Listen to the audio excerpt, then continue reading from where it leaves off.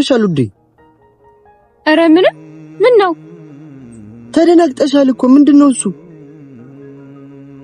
ኧረ አልተደናገጥኩም ፍቅር መስሎክ ነው። ተይኗ በደንብ አቅሻለሁ እኮ የሆንሽው ነገርማ አለ። ኧረ ምንም አልሆንኩም። ዝም ብለህ እኮ ነው የምትጨናነቀው። አይ ባለፈው እሺ ብዬ ተውኩት እንጂ አፈቅርሃለሁ ልትይኝ ብቻ እንዳልነበር በደንብ አውቃለሁ። ያስጨነቀሽ ሌላ ነገር አለ። ምንድነው እሱ? ምንም የለም አልኩህ እኮ። እንዴ ምንድነው? እየጮህሽብኝ እኮ ነው ታውቆሻል? አይ አልጮኩም። አልሰማ ብለኸኝ እኮ ነው። ይኸውልሽ የኔ ፍቅር እኔ ካንቺ ጋር የሆንኩት ጊዜ ለማሳለፍ ወይም ለታይታ ብቻ አይደለም። ደስታሽ ደስታዬ፣ ሐዘንሽ ሐዘኔ፣ ጭንቀትሽ ጭንቀቴ ነው ብዬ ነው። እና የሆነ ነገር እንዳስጨነቀሽ ውስጥ እያወቀ ዝም ማለት አልችልም። አውቃለሁ የኔ ፍቅር፣ ግን ያስጨነቀኝ ምንም ነገር የለም። ካለ እነግርሃለሁ። አልተዋጠልኝም ግን እሺ በቃ ከዚህ በላይ እንዲህ ፊት ለፊት መውጣት ያለብሽ አይመስለኝም። ልክ ነህ። መጠንቀቅ ሳይኖርብኝ አይቀርም። አው አሁን ለጥቂት እድል ደርሳብሽ ነበር። እሷ ብታይሽ ደግሞ እስኮን የለፋነበት ገደል ገብቶ ነበር። አይ ልክ ነህ። ከዚህ በኋላማ እጠነቀቃለሁ። ስማኝማ አዲስ የነገረች ነገር አለ እንዴ? አረ ምንም የለም። እቺኛዋ በጣም መርዝ ነች። እያንዳንዱ እርምጃዋ እየተጠና ነው። እሱንማ በረንብ አየሁት እኮ። አንተ ባደርስልኝ ኖሮ በቁሜ ቀብሮኝ ነበር። አይዞሽ፣ ላረጉት ለእያንዳንዱ ነገር ዋጋ ይከፍላሉ። መክፈልም አለባቸው። ቆይ ግን የሰው ልጅ እንዴ በዚህ ልክ ጨካኝ ሊሆን ይችላል? አንዳንድ ሰው እንዲህ ነው እንግዲህ። ቆይ ማፍቀር ኃጢአት ነው እንዴ? ወቅተው አውሬ እንዲበላኝ ጫካ ውስጥ ጥለውኝ ሄዱ እኮ። እኚህ ሰው አይደሉም፣ ሰይጣን፣ የሰይጣን ቁራጮች። ላረጉት ነገር እኔ ዋጋ ባላስከፍላቸው እኔ ልዑል አይደሉም። ከዚህ በኋላ እያንዳንዱ እርምጃችን ጥንቃቄ የተሞላ መሆን አለበት። ልክ ነሽ። አሁን ነፍሳችሁን የምናስጨንቅበት ጊዜ ደርሷል። ከዚህ በኋላ ለአንድም ቀን የሰላም እንቅልፍ ማግኘት የለባቸው። ዜማ የኢዛናን ተንኮልና ሴራ ቀድማ ስለምታውቀው ልዑልን እባክህን ወጥመድ እያጠመዱብህ ነው፣ ወንድምህ በህይወት ያለ አይመስለኝም፣ ከኖረም ደግሞ መልካም ነው። እንዴት አንድ ነገር ስለ ወንድምህ አቅጣጫ ሳታገኝ በእውነት እንዴት እሱን ልታምነው ቻልክ?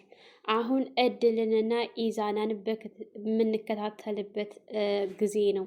እንደስከ ዛሬው ቀለል አድርገን አይደለም የምናየው። የንጹህ አየር መተንፈስ የለባቸውም። ላደረጉት ሁሉ የእጃቸውን ማግኘት ስላለባቸው በጥብቅ ልንከታተላቸው ይገባል። አሁን እኮ አንተ ባትመጣ ኑሮ እድል ጋር ተገናኝተን ነበረ። እሷ አይቺ ማለት ደግሞ ከበስተጀርባው ያለ ሰው አይገኝም ስትለው ነበር። እንደ አጋጣሚ እንግዲህ እድል ለአቤኒ ሁሉንም ነገር ነግሬው ከዚህ በኋላ መታሰርም ካለብኝ ልታሰር ስትል ወደሱ ወዳለበት ሰፈር እየሄደች እያለ ሲዘፍን ስታየው ከበስተጀርባ ሁና ልታየው ነበር። ከበስተጀርባ ሁና ደግሞ ዜማ እያየችው ስለነበረ ልዑልም ደግሞ እሷን እየጠበቀ ስለነበረ እንዳጋጣሚ እድልን ሲያያት ሮጦ ሄዶ እድል አጠገብ ዱብ ሲልባት እድል ምን ወረደብኝ በማለት ተደናግጣ እንዴት መጣህ እያለች እንግዲህ ስትው ተበተብ ነበር። ነገር ግን እሱ እንዴት አንቺ እዚህ መጣሽ ብሎ ሲጠይቃት እሷም ተደናግጣ እንዳጋጣሚ ነው የመጣሁት ስትለው ነበር። ሰላም ሰላም! ውድና የተከበራችሁ የቻናላችን ቤተሰቦች እንኳን ሰላም መጣችሁ። ላይክ፣ ሸር፣ ሰብስክራይብ በማድረግ ቤተሰብ እንድትሆኑ እያልኩኝ እንግዲህ እድል ያደረገችው ነገር እስከ ዛሬ አሁን ላይ እንቅልፍ አላስተኛ እያለ እየነሳት ነው። ከበስተጀርባ ያለውም ሰው ምንም እያገዛት አይደለም። እንዳውም በተደጋጋሚ ስልክ እንዳትደውልበት እያስጠነቀቃት ነው የሚገኘው።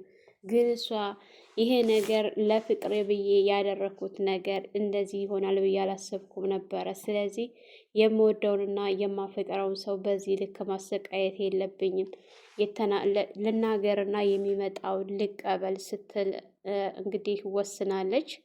እሱም ግን ይሄንን ካደረግሽ እመኝኝ እድል የማትወጭበት ጦስ ውስጥ ነው የምትገቢው፣ በጭራሽ ይሄንን እንዳታስቢው ሲላት፣ እሷ ግን እኔ ከዚህ በላይ በቅቶኛል፣ ምንም ነገር ሁሉም ነገር ጨልሞብኛል፣ ሁሉም ነገር የማስበው ሁሉ ግራ ገብቶኛል እና አንተም እየረዳኸኝ ስላልሆነ የግዴታ ነገሩን መናገር አለብኝ። እንግዲህ ኢዛናም ስለከዳኝ ያለኝ አማራጭ ይሄን ማድረግ ብቻ ነው ስትል ነበር።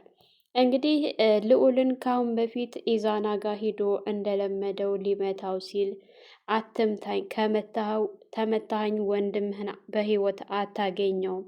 ወንድምህን የምትፈልገው ከሆነ እኔ የምልህንና እኔ የማዝህን ነገር ካደረክ በቀጥታ ወንድምህን ታገኘዋለህ።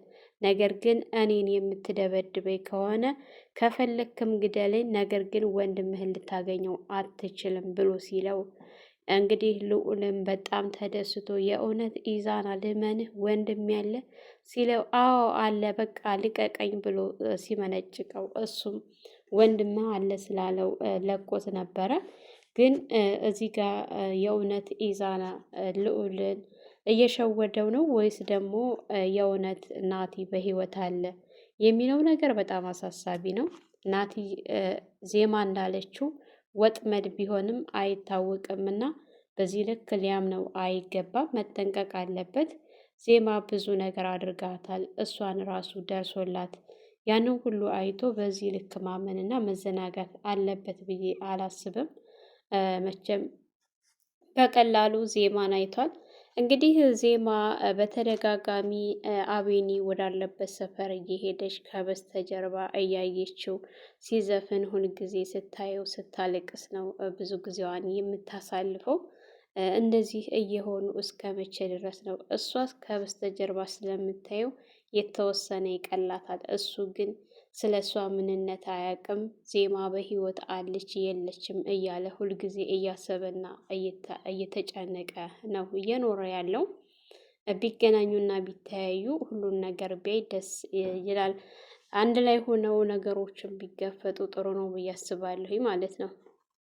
እንግዲህ ያዳና ኑሃ ተቀጣጥረው በሄዱበት ሰዓት ኑሃ ሁለ ነገሯ በቃ ቅይር ብሎ ሲያያት ምን ሆነሽ ነው የኔ ፍቅር ብሎ ሲላት ምንም አልሆንኩኝ አንተ ዝም ብለህ ነው እንጂ የምታስበውና የምትጨነቀው ስትል አይ አንቺማ የሆነ ነገር አለሽ፣ በባለፈውም እወድሃለሁ ስትይኝ ዝም ብዬ ተቀበልኩሽ እንጂ ነገር ግን ከበስተጀርባሽ የሆነ የሚያስጨንቅሽ ነገር እንዳለ ይታየኛል ሲላት በጭራሽ አንተ እንደምትለው አይደለም፣ ምንም ነገር የለም።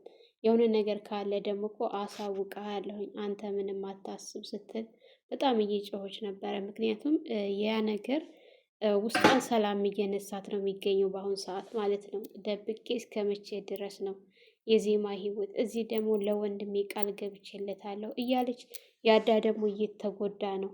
ቆይ እኔ ምን ማድረግ ነው ያለብኝ? ወንድሜንም ማስቀየም አልፈልግም።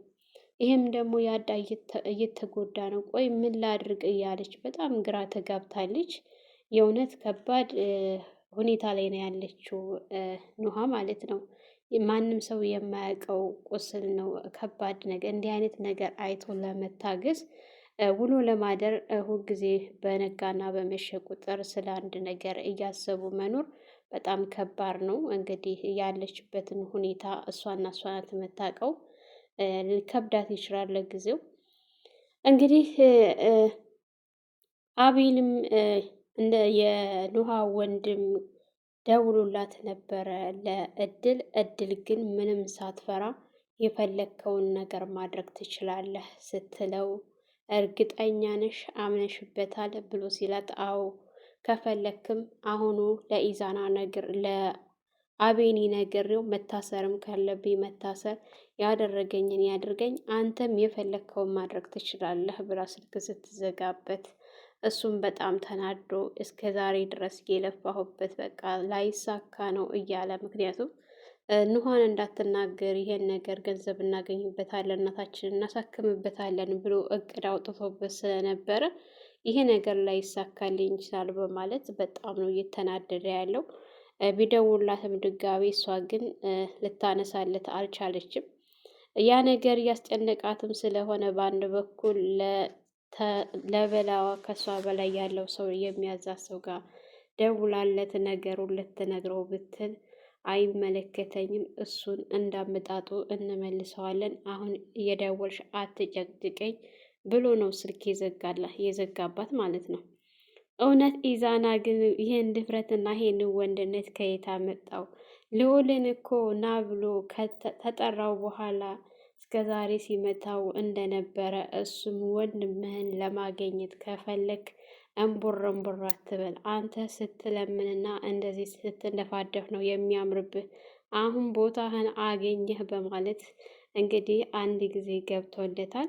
ልዑልም ወንድሙን ለማገኘት ስለፈለገ ምንም አይነት ምላሽ አልመለሰለትም። ዝም ነበር ያለው ማለት ነው። ምክንያቱም ወንድሙን ማገኘት ስለፈለገ። አሁን ደግሞ ሌላ ስራዎች እንደሚያዘው ነግሮታል። ያ ስራ ደግሞ ምንድን ነው ብሎ ቢለው አይ አሁን አይደለም አንተ ሂድ፣ እኔም ትንሽ ተረጋግቼ አስቤበት ደውዬ እነግርሃለሁኝ ነበር ያለው። እንግዲህ እሱም እሺ በማለት ወደ ዜማ ነበረ የሄደው። ዜማ ጋር ተገናኝተው ወደ አቢኒ ጋር ሄዳ አቢኒን ከበስተጀርባ እያየችው በነበረ ሰዓት እሱም ደስተኛ ሆኖ ስለ ወንድሙ እያሰበ ነገር ግን በዛ መካከል እድል ስትመጣ እድልና ዜማ ሊተያዩ ምንም አልቀራቸውም ነበር። ያው በርቀት ታይተዋል ግን ዜማ አውቃታለች እድል እንደሆነች። እድል ግን ዜማን አላወቀቻትም። ማንነቷን ለማወቅ ወደ እሷ እየተጠጋች ባለችበት ሰዓት ነው እንግዲህ ሮጦ ሄዶ እያናጠባት ማለት ነው። አሁን እኮ አንተ ባትኖር ኖሮ አይታይ ነበረ። ስለዚህ ከአሁን በኋላ መጠንቀቅ መቻል አለብኝ ስትለው፣ አዎ እሱም እንደዚህ ሁልጊዜ እዚህ ቦታ መመላለስ የለብሽም፣ ነገሮችን በተጠንቀቅ ማድረግ አለብን፣ እኔም ከጎንሽ ነኝ፣ እመኚ፣ ሁሉንም ነገር እናስተካክለዋለን ብሎ ሲላት፣ በሚገባ ከአሁን በኋላ የበለጠ መስራት አለብን፣ እነሱ የነፃነት አየር መተንፈስ የለባቸውም፣ ሁለታቸውን እናባላቸዋለን እስበሳቸው፣ እንደዚህ በነፃነት አይኖሩም ስትለው፣ እሱም እሺ ያልሽኝን ሁሉ ለማድረግ ዝግጁ ነኝ እያላት ነበር። እሷም ያሳለፈችውን ነገር ስታስበው አንተ እኮ ባትኖር ኖሮ እነሱ እኮ ደብድበውኝ ለጅብ እንዲበላኝ አድርገው ነበረ። ቆይ ማፍቀር ወንጀል ነው እንዴ? ማፍቀር ኃጢአት ነው እንዴ? እያለች ስትለው በፍጹም አይደለም፣ ላደረጉት ነገር የእጃቸውን እናስከፍላቸዋለን፣ ሁሉም ነገር አልፏል ሲላት ያለፈውን ነገር ወደኋላ መለስ ብላ ስታስብና ስታስተነትን ያደረጓት ነገር በጣም ከባድ ስለነበረ ልክ ነህ ስትለው ነበር። እንግዲህ ያዳና ኑሃ በድጋሚ ተገናኝቶ ኑሃ የያዳ ነገር በጣም እያሳሰባት ነው ያለው አሁን ላይ ማለት ነው። ምክንያቱም ለየጓደኛው ያበኒ ነገር እያሳሰበው ነው። እንዴት ነው እንደዚህ የሆነ ጓደኛ እኮ በጣም እየተጎዳ ነው። የዜማ ነገር በጣም እያሳሰበው ነው።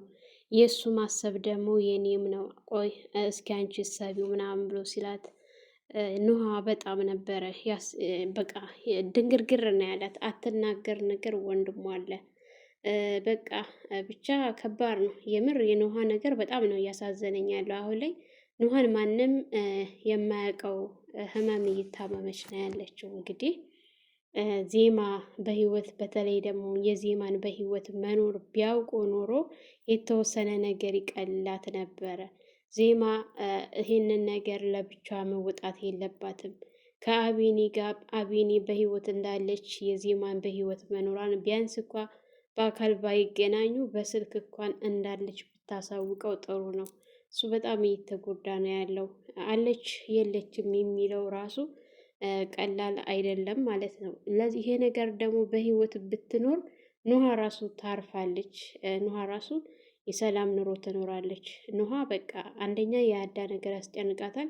ሁለተኛ ነገር ደግሞ ብትናገር ወንድሟ አስጠንቅቋታል። ሶስተኛ ነገር እንደዚህ እየተጎዳ እያየች ያኔ የዜማን ሁኔታ ስለምታውቅ ይሄ ነገር እያወቀች እንዳላወቀች እያስመሰሉ መኖሩ በጣም ነው ያደከማት። እንግዲህ አቢኒ በተደጋጋሚ እየደወለች እድል ልታሳምነው እየሞከረች ነው። ነገር ግን እሱ በጭራሽ አንቺ አውሬ እያለ ነው ሁልጊዜ ስልክ እየዘጋባት ያለው። እውነትም አውሬ ናት።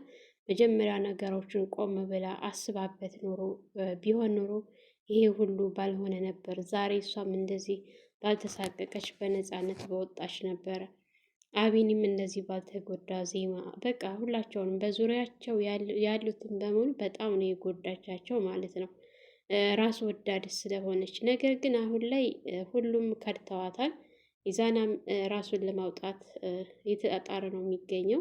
ከበስተጀርባዋም ያለው ሰውዬ እንግዲህ ነገሮችን በራሷ እንድትወጣ እሱ ነፃ እያወጣ ነው ራሱን።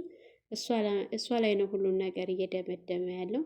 በእርግጠኝነት ናቲ በህይወት ከሌለ ልዑል ብቻ ነው የሚያጠፋት፣ ሌላ ማንም አያጠፋትም።